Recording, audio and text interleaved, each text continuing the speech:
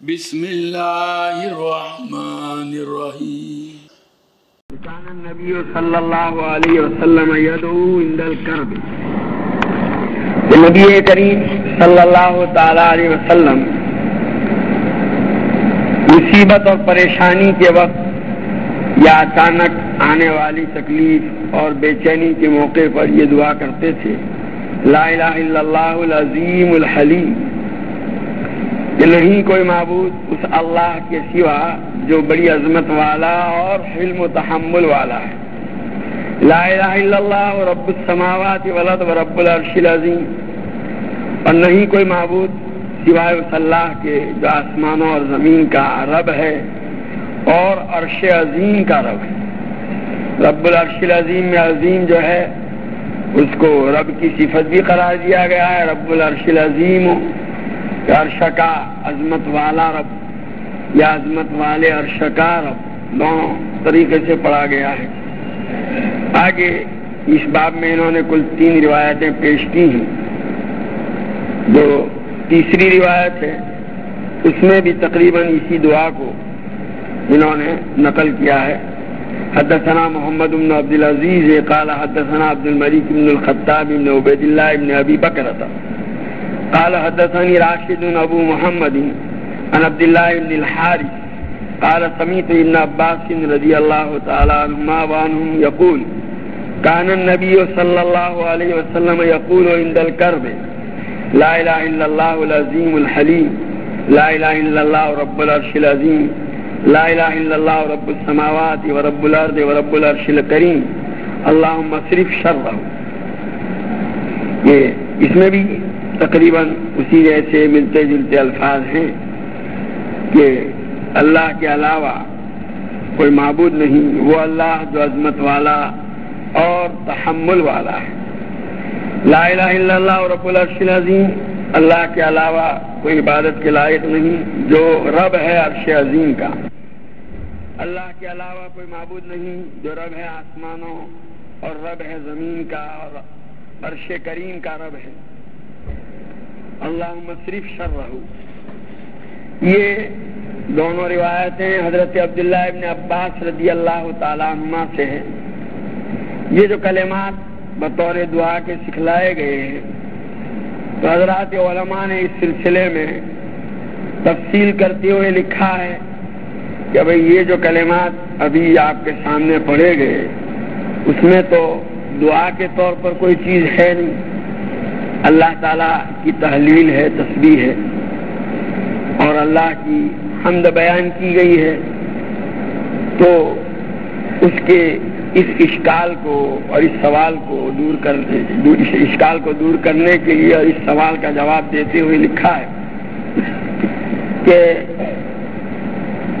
یہاں گویا شروعات کے کلمات بتلائے گئے ہیں اور اس کے بعد پھر جو دعا کرنی ہو وہ کرے آدمی، وہ دعا قبول ہوگی۔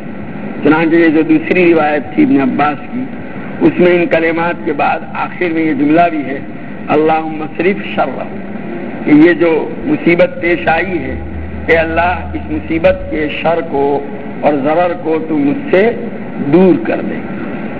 تو گویا یہاں دعا کے کلمات بھی ہیں، آگے تو شروع میں تو وہی تحلیل وغیرہ ہے اور دوسرا جواب دیا گیا ہے اور وہی زیادہ پسند کیا گیا ہے کہ بھئی دعا جو ہوتی ہے کبھی صاف صاف الفاظ کے ذریعے سے ہوتی ہے اور کبھی بطور تعریض کے، یعنی کبھی کوئی چیز مانگی جاتی ہے تو صاف لفظوں کے ذریعے سے اس چیز کا نام لے کر کے مطالبہ کیا جاتا ہے، اور کبھی صاف صاف سوال نہیں کیا گیا لیکن انداز بتلا رہا ہے کہ یہاں سوال ہے۔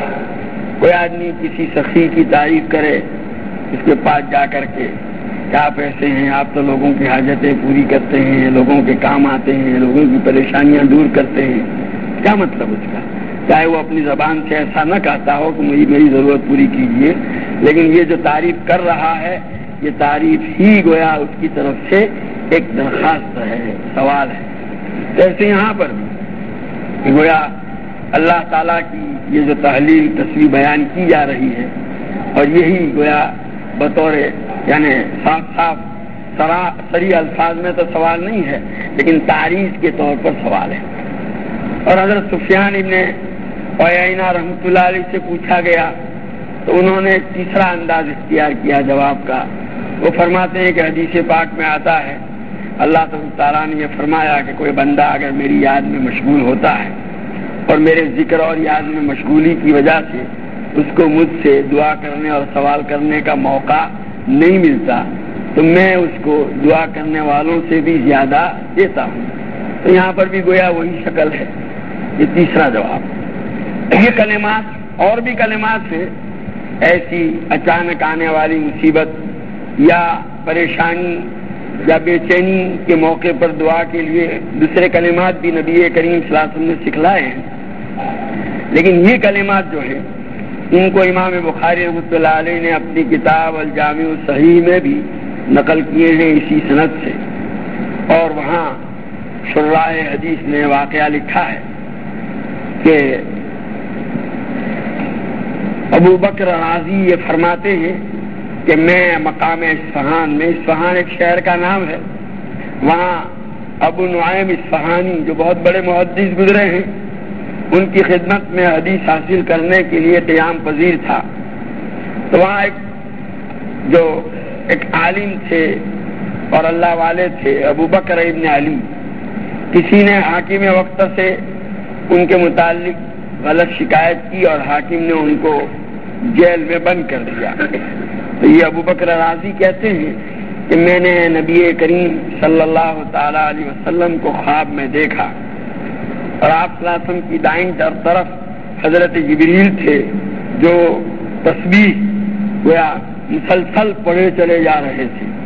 تو حضور صلی اللہ علیہ وسلم نے مجھ کو مخاطب کر کے فرمایا کہ ابو بکر، تم ابو بکر ابن علی سے کہو کہ وہ بخاری میں جو دعائے کربہ ہے وہ کیوں نہیں پڑھتے، پڑھو، اللہ تعالیٰ ان کی مصیبت دور کر دیں گے۔ چنانچہ یہ کہتے ہیں میں نے بیدار ہونے کے بعد ان کے پاس جا کر کے یہ بات پہنچائی، انہوں نے اس کو پڑھا اور چند ہی دن میں ان کو جیل سے رہائی حاصل ہو۔ اس کو بڑا مؤثر، ان الفاظ کو، ان کلمات کو مصیبت کو دور کرنے کے لیے، تکلیف اور پریشانی سے نجات پانے کے لیے بڑا مؤثر قرار دیا گیا ہے۔ اس سلسلے میں ایک اور واقعہ بھی ہے۔ حضرت حسن ابن حسن جو حضرت حسن ابن علی رضی اللہ تعالیٰ عنہ کے صاحبزادے ہیں، ان کے متعلق لکھا ہے کہ ولید ابن عبد الملک، یہ بنو امیہ کے بادشاہوں اور خلفاء میں سے ہے، اس نے اپنے حاکم عثمان ابن حبان کو لکھا کہ حسن ابن حسن کو بلا کر لوگوں کے سامنے کھڑا کر کے ان کو 100 کوڑے مارو۔ چنانچہ اس نے ان کو بلایا، گرفتار کر کے بلوایا اور کوڑے مارنے کے لیے ان کو کھڑا کیا گیا۔ تو حضرت علی ابن حسین امام زین العابدین رحمۃ اللہ علیہ، جو ان کے چچا زاد بھائی ہوتے ہیں حسن ابن حسن کے، انہوں نے کھڑے ہو کر اسی مجمع میں کہا کہ میرے چچا زاد بھائی، آپ کو دعائے کرب کیوں نہیں پڑھتے؟ چنانچہ انہوں نے اس کو پڑھا۔ اسی وقت وہ حاکم نے اپنا سر جھکا کر اٹھا کر کے کہا کہ اسی وقت مجھے وہ آدمی نظر آیا، اس کا چہرہ میں نے دیکھا جس نے امیر المومنین کی خدمت میں ان کے متعلق غلط شکایت کی، ان کو یہاں سے لے جاؤ اور میں خط لکھ دوں گا امیر المومنین کو کہ ان کا کوئی قصور نہیں۔ انہی حسن ابن حسن کے حوالے سے روایت ہے۔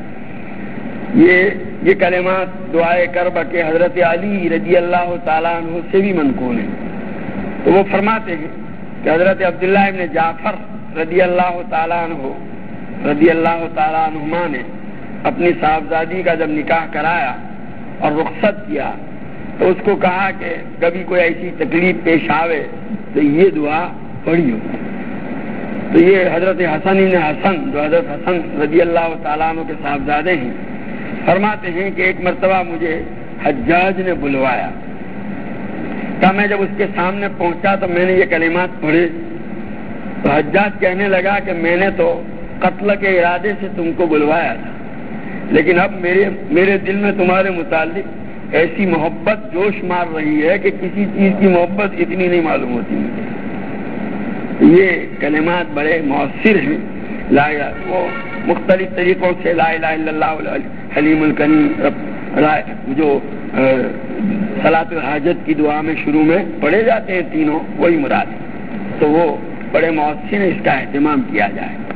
اس کے علاوہ اور کلمات بھی نبی کریم صلی اللہ تعالیٰ علیہ وسلم سے ایسی مصیبت اور پریشانی کے موقع پر بطور دعا کے منقول ہیں۔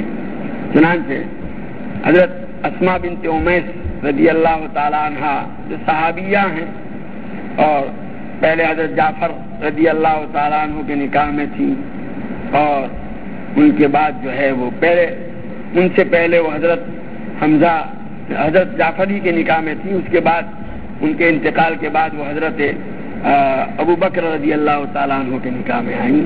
حضرت فاطمہ رضی اللہ تعالیٰ عنہ کی بیماری میں ان کی پوری خدمات اور ان کے انتقال کے بعد غسل وغیرہ کا کام انہوں نے کیا تھا، اور پھر حضرت ابو بکر رضی اللہ تعالیٰ عنہ کے انتقال کے بعد حضرت علی رضی اللہ تعالیٰ عنہ کے نکاح میں آئیں۔ صحابیاں ہیں، بڑی جلیل القدر ہیں، تو وہ فرماتی ہیں کہ میں نے مجھ سے نبی کریم صلی اللہ تعالیٰ علیہ وسلم نے فرمایا کہ وہ کلمات جو تم کسی مصیبت کے وقت پڑھو میں نہ سکھلاؤں۔ چنانچہ حضور صلی اللہ علیہ وسلم نے کہا کہ یوں کہا کرو اللہ اللہ ربی لا اشرک بہ شیئا، اس کے بعد دعا کرو۔ ابن عباس رضی اللہ تعالیٰ عنہ سے بھی روایت ہے کہ ایک مرتبہ نبی کریم صلی اللہ تعالیٰ علیہ وسلم نے اپنے گھر والوں کو جمع کیا، اور بعض روایتوں میں ہے بنو ہاشم کو جمع کیا، اور دروازے کے چوکھٹ کے اوپر کھڑے رہ کر اور اوپر کا یہ پکڑ کر یہ فرمایا کہ میں تم کو ایک دعا سکھلاتا ہوں، مصیبت کے وقت اس کو پڑھا کرو، انشاءاللہ دور ہو جائے گی۔ یہی دعا اللہ اللہ ربی لا اشرک بہ شیئا، یہ بھی ہے کلمات۔ ایک اور دعا اس سلسلے میں جو ہے وہ ابھی دوسری روایت میں آ رہی ہے، وہ بھی نبی کریم صلی اللہ تعالیٰ علیہ وسلم سے منقول ہے۔ حدثنا عبداللہ ابن محمد قال حدثنا عبد الملک ابن عمر قال حدثنا عبد الجلیل عن جعفر ابن میمون قال حدثني عبد الرحمن ابن بکرۃ قال انه قال لأبيه یا ابتی انی اسمعک تدعو کل غداۃ اللهم عافنی فی بدنی اللهم عافنی فی سمعی اللهم عافنی فی بصری لا الہ الا انت تعیدها ثلاثا حین تمسی وحین تصبح ثلاثا وتقول اللهم انی اعوذ بک من الکفر والفقر اللهم انی اعوذ بک من عذاب القبر لا الہ الا انت تعیدها ثلاثا حین تمسی وحین تصبح ثلاثا فقال نعم یا بنی سمعت رسول اللہ صلی اللہ علیہ وسلم یقول بہن وانا احب ان استن بسنتی قال وقال رسول اللہ صلی اللہ علیہ وسلم دعوت المکروہ اللہم رحمتک ارجو فلا تکلنی الى نفسی طرفت عین واصلی لی شانی کلہ لا الہ الا انت۔ یہ حضرت عبد الرحمن بن ابو بکرہ رضی اللہ تعالیٰ عنہ فرماتے ہیں کہ انہوں نے اپنے والد حضرت ابو بکرہ رضی اللہ تعالیٰ عنہ سے کہا کہ میرے ابا جان، میں سنتا ہوں کہ تم روزانہ صبح کو ان کلمات کے ذریعے سے دعا کرتے ہو، اللہم عافنی فی بدنی، اے اللہ مجھے عافیت عطا فرما میرے جسم میں، اور مجھے عافیت عطا فرما میرے کان میں سننے کی صلاحیت میں، اور مجھے عافیت عطا فرما میری آنکھوں میں دیکھنے کی صلاحیت میں، تیرے علاوہ کوئی عبادت کے لائق نہیں۔ آپ صبح بھی اس کو 3 مرتبہ پڑھتے ہیں اور شام کو بھی 3 مرتبہ پڑھتے ہیں، اور آپ یہ بھی دعا کرتے ہیں اللہم انی اعوذ بک من الکفر والفقر، کہ اللہ میں تیری پناہ چاہتا ہوں کفر اور فقر سے، اور اللہ میں تیری پناہ چاہتا ہوں عذاب قبر سے، تیرے علاوہ کوئی معبود نہیں۔ آپ صبح بھی یہی کلمات کو 3 مرتبہ پڑھتے ہیں اور شام کو بھی۔ تو اس پر حضرت ابو بکرہ رضی اللہ تعالیٰ عنہ نے جواب میں فرمایا کہ نام یا بنی، کہ جی ہاں اے میرے بیٹے، میں نے نبی کریم صلی اللہ تعالیٰ علیہ وسلم کو اسی طرح ان کلمات کو پڑھتے ہوئے سنا، اور میں یہ چاہتا ہوں اور پسند کرتا ہوں کہ نبی کریم صلی اللہ تعالیٰ علیہ وسلم کے طریقے پر چلوں۔ یہ تو یہ صاحبزادے عبد الرحمن بن ابو بکرہ سے منقول ہے، اور اسی طرح کی روایت ان کے ایک دوسرے صاحبزادے سے منقول ہے۔ وہ فرماتے ہیں کہ میں نے اپنے ابا کو نماز کے بعد یہ کلمات صبح اور شام پڑھتے ہوئے سنا تو میں نے یاد کر لیا اور میں بھی پڑھنے لگا. تو جب میرے ابا نے سنا تو پوچھا تم یہ کہاں سے پڑھتے ہو؟ کہا میں نے آپ کو پڑھتے ہوئے سنا تو میں نے اس کو یاد کر کے پڑھنا شروع کیا کہ ہاں میں نے نبی کریم صلی اللہ تعالیٰ علیہ وسلم کو اس طرح پڑھتے ہوئے سنا ہے, تم بھی اس کو پڑھا کرو. آگے جس کے لیے اس روایت کو یہاں پر لائے ہیں یہ تو جواب دے دیا حضرت ابو بکر رضی اللہ تعالیٰ. آگے یہ بھی فرمایا کہ نبی کریم صلی اللہ تعالیٰ علیہ وسلم نے یہ بھی فرمایا دعوت المکروب اللہم رحمتک ارجو فلا تکلنی الی نفسی طرفۃ عین واصلی لی شانی کلہ لا الہ الا انت. کہ اللہ میں تیری ہی رحمت کا امیدوار ہوں, مجھے ایک لمحے کے لیے بھی میرے نفس کے حوالے نہ کیجیے اور میرے سارے معاملات کو تو ٹھیک کر دے, تیرے علاوہ کوئی معاملہ نہیں. یہ بھی پریشانی مصیبت اور بے چینی کے وقت پڑھنے کے لیے نبی کریم صلی اللہ تعالیٰ علیہ وسلم نے بتلایا ہے اور اس کو بھی بڑا مؤثر دکھا ہے بزرگوں نے. اس کے علاوہ ایک اور دعا ہے یا حیو یا قیوم برحمتک استغیث. یہ بھی آدمی مصیبت اور پریشانی کے وقت پڑھے تو انشاءاللہ اس کی بھی نبی کریم صلی اللہ تعالیٰ علیہ وسلم نے تاکید فرمائی ہے. اور لا الہ الا انت سبحانک انی کنت من الظالمین نسائی میں روایت ہے کہ ترمذی میں بھی حضرت سعد بن ابی وقاص رضی اللہ تعالیٰ عنہ سے کہ نبی کریم صلی اللہ تعالیٰ علیہ وسلم نے ارشاد فرمایا وہ دعا جو مچھلی والے نے مچھلی کے پیٹ میں پڑی تھی, حضرت یونس علیہ نبینا علیہ الصلوۃ والسلام نے مچھلی کے پیٹ میں پڑی تھی, اس دعا کے ذریعے سے کوئی بھی مسلمان جب دعا کرے گا تو ضرور اللہ تعالیٰ اس کی دعا کو قبول فرمائیں گے. اس پر ایک آدمی نے عرض کیا کہ اللہ کے رسول یہ دعا حضرت یونس کے ساتھ خاص تھی یا تمام کے لیے عام ہے؟ تو کہا تمام کے لیے عام ہے, قرآن میں نہیں پڑھتے وَكَذَلِكَ نُنْجِي الْمُؤْمِنِينَ. اس دعا میں باری تعالیٰ فرماتے ہیں کہ ہم ایمان والوں کو اسی طرح نجات دیا کرتے ہیں. وَنَجَّيْنَاهُ مِنَ الْغَمِّ وَكَذَلِكَ نُنْجِي الْمُؤْمِنِينَ. حضرت یونس کو ہم نے غم و حزن سے پریشانی سے نجات دی اور ہم اسی طرح گویا ایمان والوں کو بھی نجات دیا کرتے ہیں. گویا اس دعا کی ان کی تخصیص نہیں ہے, جو بھی مسلمان مصیبت کے وقت پڑے گا اللہ تعالیٰ اس کو اس سے نجات عطا فرمائے.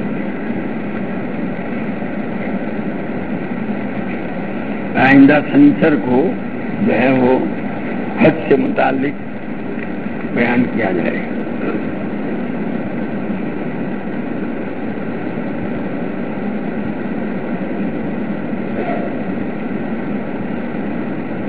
کیا آخری 10 سورت ایک کے بعد ایک نہ پڑھنے پر نماز مکروہ ہوگی؟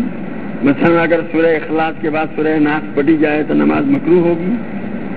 دراصل یہ آخری 10 سورت ہی کی خصوصیت نہیں ہے, بلکہ ایک سورت پڑھنے کے بعد اس کے بعد کی سورت چھوڑ کر پھر اس کے بعد یعنی بیچ میں ایک سورت چھوڑ کر کوئی سورت پڑھنا, اس کو فقہاء نے مکروہ لکھا ہے.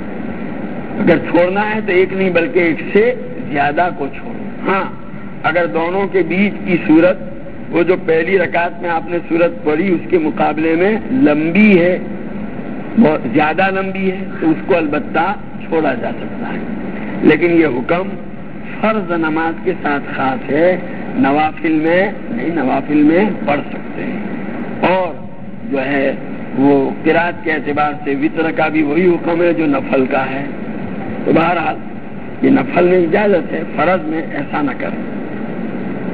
કેટલાક લોકો હિન્દુસ્તાનની દારૂલ ગણાવી લોન લે છે, શું એ જાય? એવા લોકો મસ્જિદની તામીરમાં ચંદો આપે છે તથા તબલીગી જમાતમાં આવેલ લોકોની દાવત કરે છે, એના બારામાં શું હુકમ છે? اب یہ ہندوستان کا دارال حربہ ہونا ایسا مسئلہ ہے کہ حضرت شاہ عبدالعزیز صاحب دہلوی رحمۃ اللہ علیہ کے زمانے سے برابر اس میں اہل علم کا اختلاف رہا ہے اور آج بھی ہے. اور پھر یہ ہے کہ جو لوگ دارالحربہ کہہ کر کے سودی معاملے کی گنجائش نکالتے ہیں, تو ہمارے حضرت مفتی صاحب رحمۃ اللہ علیہ فرمایا کرتے تھے کہ دارالحربہ میں مستقل قیام کرنا یہ بھی تو جائز نہیں ہے. ایک مومن کے لیے ایمان اور اسلام کے ساتھ ایسے ملک میں جس کو وہ دارالحربہ کہہ رہا ہے، کیسے وہ قیام کرے گا؟ بلکہ دارالحربہ میں رہتے ہوئے اپنی بیوی سے جمع کرنے کا مطلب یہ ہے کہ آپ اپنی اولاد ایسی پیدا کرنے جا رہے ہیں جو دارالحربہ میں کفار کے ماتحت ہوگی، تو اس کی بھی فقہاء نے اجازت نہیں دی ہے۔ اس لیے خالی سود والے مسئلے کو اپنا یہ کرنے کے لیے اس طرح کی باتیں کرتے ہیں، سوائے اس کے کہ وہ اپنے نفس کو دھوکہ دے رہے ہیں۔ سود کے سلسلے میں جو وعیدیں آئی ہیں قرآن اور حدیث میں ایسی واضح اور ایسی صریح ہے کہ اب اس کے بعد کسی اور چیز کی گنجائش نہیں رہتی۔ مکہ شریف میں فوٹا والا نائٹ لیم واپروں جائز ہے؟ ہاں گنجائش نائٹ لیم۔ دو زانو یعنی اکڑو بیٹھ کر کھانا سنت ہے یا نہیں؟ دو زانو بھی اور کہتے ہیں اکڑو، دونوں چیزیں الگ الگ ہیں۔ دو زانو بیٹھ کے بھی کھا سکتے ہیں، اکڑو بیٹھ کر بھی کھا سکتے ہیں۔ علامہ شامی نے لکھا ہے اکڑو بیٹھ کر کھانے کو سنت۔ ایک شخص اپنی عمر بھر کی نمازیں قضا نمازیں پڑھ رہے ہیں، کیا اس کے لیے اذان و اقامت ضروری ہے؟ ضروری نہیں ہے، ایسی اقامت کہہ لے تو اچھا ہے۔ بد نظری سے بچنے کا آسان طریقہ بتلائیے۔ میرا کاروبار لیڈیز ڈریس میٹیریل کا ہے، آدمی اپنے ارادے سے ہمت سے کام لے۔ جو آپ کی آنکھ میں اگر کوئی تنکا اڑ کے پڑنا چاہتا ہو تو آپ پڑھنے دیں گے، فوراً آنکھ کو بند کر لیں گے۔ ایک جو ہے دھول کا ایک ذرہ آنکھ میں آ رہا ہو ہوا کے ذریعے سے تو فوراً ہم اپنی آنکھیں بند کر لیتے ہیں۔ تو پھر اتنا بڑا نقصان کہ جس کے نتیجے میں کل کو قیامت میں پگھلایا ہوا شیشہ آنکھوں میں ڈالا جائے گا، اس کے خاطر کیوں آنکھ نہیں بند کی جاتی؟ تو شروع میں ذرا مشکل رہے گا، لیکن دھیرے دھیرے آپ اس پر قابو پا سکیں گے۔ اب لیڈیز ڈریس میٹیریل کا ہو یا کسی کا بھی ہو، اور آپ نگاہیں جھکا کر ان سے بات کر سکتے ہیں۔ میرے نانا کی طبیعت خراب ہے، دعا کریں اللہ تعالیٰ ان کو شفا عطا فرمائے۔ میرا دوست پڑھنے گیا ہے باہر مدرسے میں، اس کے لیے بھی دعا کریں اللہ تعالیٰ اسے علم نافع عطا فرمائے اور نافع اور دھیان کے ساتھ پڑھنے کی توفیق عطا فرمائے۔ مسجد ماتے زکات نہ روپیہ ہلو کری واپری شکایا، یہ تو کوئی بات نہیں۔ مسجد اللہ کا گھر ہے، اس کے لیے اسی کی مناسب خالص رقم ہو دی جائے۔ زکات کے پیسوں میں ہلا کر کے اس طرح کرنا، زکات جن کے لیے ہے ان کو دیا کرو۔ ہاں ان کو دی، اور اس نے اپنے طور پر اپنی خوشی سے آپ کے کہے بغیر، آپ کی ہدایت اور آپ کی اس کے بغیر جو ہے اپنے جمال میں سے جیسے اور دوسرے چیزوں میں خرچ کرتا ہے، مسجد میں بھی دیا، یہ ہلا نہیں ہے۔ ایک آدمی کے پاس ایک جائز طریقے سے جو آمدنی ہوئی وہ اس نے مختلف مقاصد میں خرچ کی۔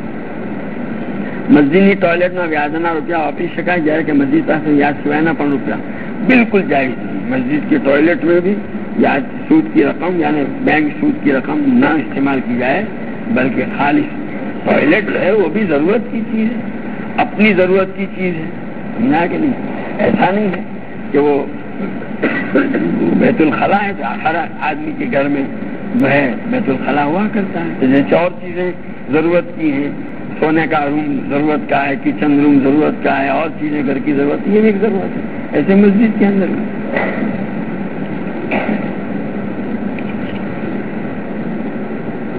ہمارے گھر والوں کے دعا کریں ہم سب نمازی بن جائیں اور ہمارے کام بھائی ان کو نمازی بنانے کے لیے محنت بھی کرو، آپ محنت بھی کرو، دعائیں بھی کرتے ہیں اللہ تعالیٰ ان کو توفیق دے۔ بھائی کی شادی ہو چکی ہے، اس کی بیوی نیک راستے پہ آ جائے، اللہ اس کو ہدایت دے۔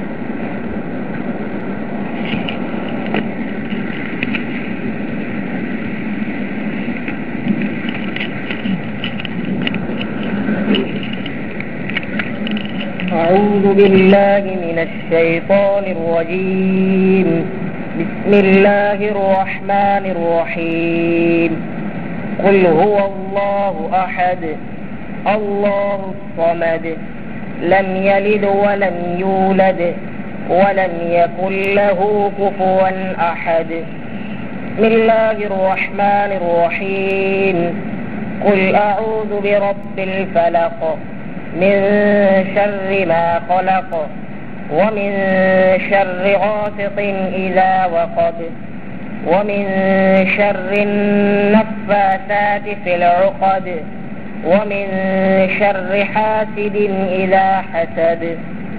بسم الله الرحمن الرحيم. قل أعوذ برب الناس ملك الناس إله الناس من شر الوسواس الخناس الذي يوسوس في صدور الناس من الجنة والناس. بسم الله الرحمن الرحيم. الحمد لله رب العالمين الرحمن الرحيم مالك يوم الدين إياك نعبد وإياك نستعين اهدنا الصراط المستقيم صراط الذين أنعمت عليهم غير المغضوب عليهم ولا الضالين. بسم الله الرحمن الرحيم.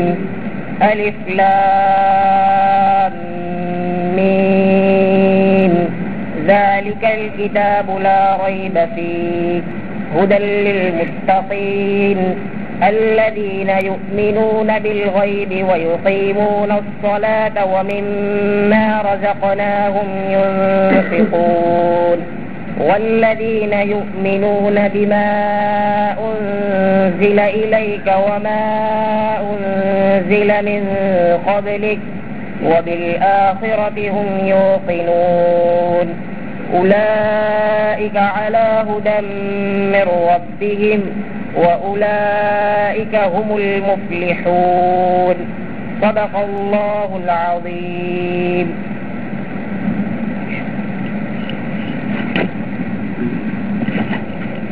أعوذ بالله من الشيطان الرجيم.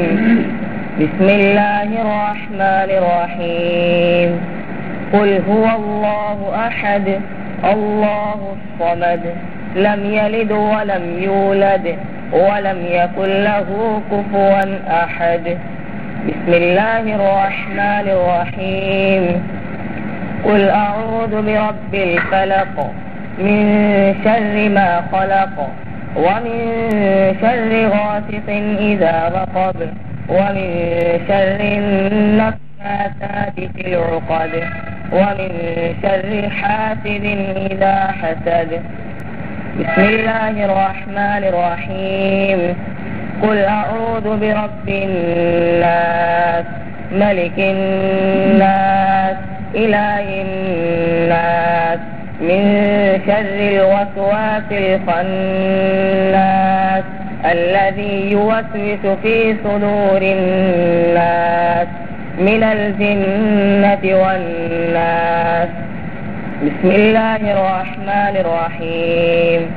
الحمد لله رب العالمين الرحمن الرحيم مالك يوم الدين إياك نعبد وإياك نستعين اهدنا الصراط المستقيم صراط الذين أنعمت عليهم غير المغضوب عليهم ولا الضالين.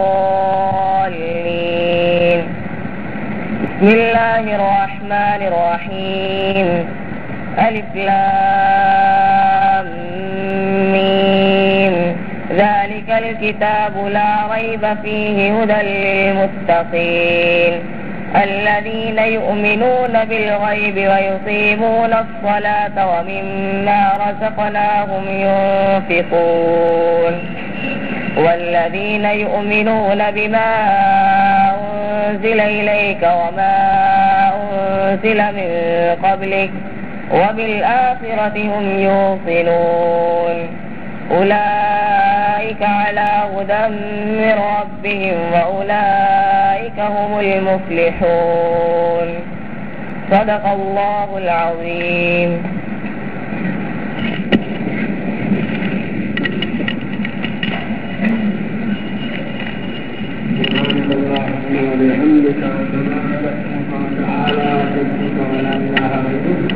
لا إله إلا الله الأحد الصمد الذي لم يلد ولم يولد ولم يكن له كفوا أحد. اللهم صل وسلم وبارك على سيدنا ومولانا محمد وعلى آل سيدنا ومولانا محمد كما تحب وترضى بعدد ما تحب وترضى. ربنا ظلمنا أنفسنا وإن لم تغفر لنا وترحمنا لنكونن من الخاسرين. ربنا اغفر لنا ذنوبنا وإسرافنا في أمرنا وثبت أقدامنا وانصرنا على القوم الكافرين. ربنا لا تزغ قلوبنا بعد إذ هديتنا وهب لنا من لدنك رحمة إنك أنت الوهاب. ربنا إنك جامع الناس ليوم لا ريب فيه إنك لا تخلف الميعاد. ربنا آتنا في الدنيا حسنة وفي الآخرة حسنة وقنا عذاب النار. ربنا هب لنا من أزواجنا وذرياتنا قرة أعين واجعلنا للمتقين إماما. رب اجعلني مقيم الصلاة ومن ذريتي ربنا وتقبل دعاء. ربنا اغفر لي ولوالدي وللمؤمنين يوم يقوم الحساب. اللهم حبب إلينا الإيمان وزينه في قلوبنا وكره إلينا الكفر والفسوق والعصيان واجعلنا من الراشدين. اللهم آت نفوسنا تقواها وزكها أنت خير من زكاها أنت وليها ومولاها. اللهم وفقنا لما تحب وترضى من القول والعمل والخير والنية والهدى. اے اللہ ہمارے گناہوں کو معاف فرما. ہمارے والدین کی ہمارے اہل و عیال بھائی بہن اولاد سر اولاد عیدہ وقاری وساتذہ و مشائخ دوست اور احباب مفتیوں متعلقین مخلصین و محبین اور جنہوں نے دعاؤں میں کہا لکھا جو ہم سے دعاؤں کی توقع ہوئی رکھتے ہوئے ہیں اور تمام محسنین و مومنات مسلمین و مسلمات پوری امت محمدیہ کے مختلف رحمان. اے اللہ تو ہمارے چھوٹے بڑے سارے پوشیدہ پچھلے سارے گناہوں کو معاف کرنا. ہماری سیاحت کو حسنات میں بدل کرنا. اے اللہ تیری مرضیات پر ہمیں زیادہ سے زیادہ چڑھا کر تیری نامرضیات سے ہماری پورے پوری حفاظت فرما. نبی کریم صلی اللہ علیہ وسلم کے طریقوں اور سنتوں کو اپنی زندگی کے ہر شعبے میں جاری کرنے اور اپنانے کو ہمیں سعادت عطا فرما. اے اللہ تمام رضائل سے ہم کو پاک اور صاف فرما کر محاسن اخلاق سے مزین فرما. تیری معرفت و محبت کے انوار سے ہمارے قلوب کو منور فرما. تیری یاد سے ہمارے دلوں کو آباد فرما. دوا میں ذکر و دوا میں طاعت کی ہمیں توفیق عطا فرما. اے اللہ تو ہماری اولادوں کو علوم نافعہ ہمارے صالح اخلاق کا حاضرہ سے علامات فرما. برے اخلاق برے کردار و کردار برے عادات و اخلاق پوری صحبتوں اور میرے ماحول کے اثرات سے پورے پوری حفاظت فرما. اے اللہ اپنی شان ربوبیت کی فرما کر ان کو ہماری آنکھوں کی ٹھنڈک دلوں کا سرور ہمارے لیے سچائی جاریہ اور اللہ ہماری دلوں سے برکت بنا. ہمیں اور تمام اہل و عیال اور متعلقین کو صحت قوت عافیت سلامتی دنیا آخرت کی برائیوں کی مالا مال فرما. اے اللہ ہمارے تمام ضروریات اپنے خزانے ایسے حفاظت فرما. ہمیں کسی کا محتاج و دستنگر نہ بنا. ہماری روزیوں میں برکت و وسعت عطا فرما. اے اللہ تو ہمارے بیماروں کو صحت کاملہ عاجلہ مستقلہ عطا فرما. مقصودوں کے قرضوں کی ادائیگی پیدا فرما. پریشان حالوں کی پریشانیوں کو فرما. حاجت مندوں کی حاجتیں پوری فرما. قید و بند میں محبوبوں کو رہائی فرما. مقدمات میں محفوظوں کو بچ فرما. اے اللہ جو بھی مصیبت میں گرفتار ہے اس کے نجات عطا فرما. اے اللہ تو لوگ سیلاب کی وجہ سے بے گھر ہو گئے ہیں. اے اللہ ان کو گھر عطا فرما. ان کی تمام ضروریات کا انتظام فرما. اے اللہ جو فسادات کے اندر اجڑے ہیں اے اللہ ان کو بھی آباد فرما. اے اللہ ہماری اصلاح قائم فرما. ظالم کے ہاتھ سے ظلم سے روک دے. اے اللہ مظلوم کی بس کی حمایت فرما. نبی کریم صلی اللہ علیہ وسلم کا امتی جہاں کہیں بھی ہو اے اللہ اس کے ایمان اسلام کی اہل و عیال کی جان مال کی عزت و آبرو تجارت و زراعت و کاروبار کے حقیقی پورے اے اللہ تیرے حبیب پاک صلی اللہ علیہ وسلم کے خیر اور بلائی استعمال ہمیں اور پوری امت کو عطا فرما. اس روز بلائیوں سے بنا چاہیے اس سے ہماری اور پوری امت کی حفاظت فرما. اے اللہ یہاں موجود تیرے تمام بندوں کی جائز مرادیں فرما. ربنا تقبل منا انك انت السميع العليم وتب علينا انك انت التواب الرحيم صلى الله تعالى على خير خلقه سيدنا محمد وعلى اله وصحبه اجمعين برحمتك.